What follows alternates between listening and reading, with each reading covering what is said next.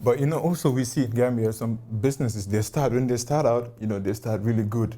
You have some I don't want to mention them, but they start well. People always talk about them, but as time goes on, you see they start like in service, they start declining. The service that they were offering, or the customer, how that customer care, it's no more there.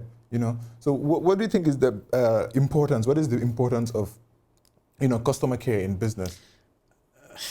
I mean, I can't emphasize how important that is in the global scene. If you don't do customer service, you can't even start entering that arena. You can't play the game. The name of the game is customer service, and now they've gone even beyond that, customer retention and all that stuff. To be honest, I don't understand how businesses anywhere, whether in Gambia or anywhere, don't focus on customer service. At the end of the day, you're open for customers, and they pay you your salary. Once you start understanding that customers pay me my salary and my staff's salary, that means they are the kings and queens. I have to do everything to satisfy them. Yeah, but here mostly it's like you, for example, MFH, when you have a customer, someone comes to buy, like here the attitude that we see is when someone comes to buy something from you, just sitting there like this, even to say thank you. It's like you're doing the person a favor. You understand? It's like you're doing the person a favor instead of, like you said, they're paying your salary.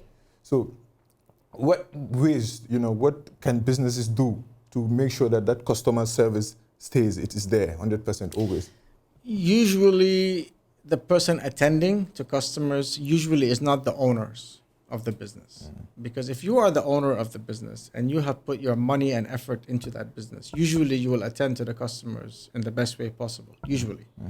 There's exceptions, of course. But what you tend to see is that the owners of the business might not be there.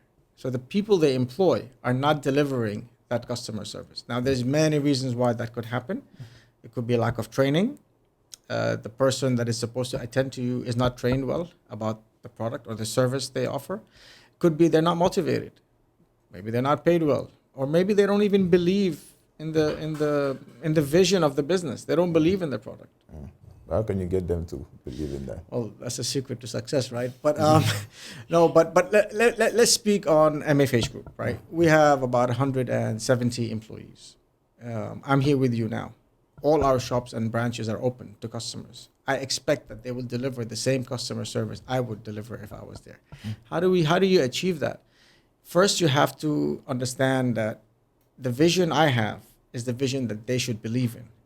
And that happens through training. It happens through developing a culture of service, a culture that we're offering value to customers. But before you can offer value to customers, you have to offer value to your employees because they sell your business, right? Right. If your employees are happy and they believe in you and they're motivated and they get paid well and there's a culture of respect and joy when they come to work, naturally they're going to be trained and accept the training you give them, and they're going to deliver that message. It's key for them to understand that we don't pay them the salaries. It's the customers that pay the salaries. And without that customers, there's no salaries. Right. So Binta, you in your business, how do you make sure that you always give that, customer care? I have to make sure that every juice that I'm actually making, there should be a consistency in everything that I make. I don't want to make a juice for a particular person today, and then the next day they will actually have a different taste. It's either the sugar is there's actually a lot of sugar or a lot of water. I don't like that. So I had to make sure that the consistency is always there. Also, when attending to customers, you shouldn't be frowning. Like, you have to be lively with them in a way that even if your product is not good, like, they'll always come back and say, well, her product isn't good, but her service was excellent. No, I don't think if you have a bad product, even if you offer the best customer care, the customer service and everything, I don't think people will come back to you. Well, they might give you another chance. Yeah, maybe another chance. Yeah. Yeah, but I think the essence there is like because for me personally, I feel like with the market, like the most important thing is the product itself or the service that you offer. I feel like that is the most important thing. Even if you don't market that much, but if your product and service is good, like people will market for you. You know, people go out and say, you know, Yeah, this that's guy right. is doing well.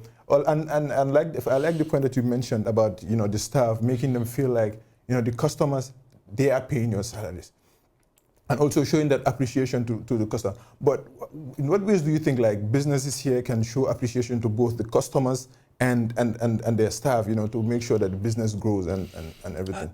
I think if you want to serve customers, you need to understand customer behavior, customer psychology. And who are customers? They're people. Me and you guys are all customers. We all purchase things every day. So, what is a customer? A customer is a human being. And what do people want? Right? You want value. You want to spend money that you work hard for something you feel is worth it. Sometimes, how many times we buy something and we go back and we think, I think that was too expensive, or I think the lady at the market chopped me today, right? Yeah. Then you won't go back. If you feel that maybe you were they overcharge you, you would not go back. But again, what else do customers want? They want attention because they're people. We all want attention, Yeah. right? We all want to go somewhere and feel that, hey, somebody cares about us. Take in Gambia, for example, greeting. Greeting is a very important thing in our culture. Okay. So when people come to our branch, why don't we greet them just like we greet everybody on the street? Greet them, right? And when they leave your branch, you thank them because you're showing them you appreciate them. Again, a human trait. Everybody wants to feel appreciated. Yeah. So if you can understand human psychology, human behavior, and the needs and wants of human beings, really, those are customers.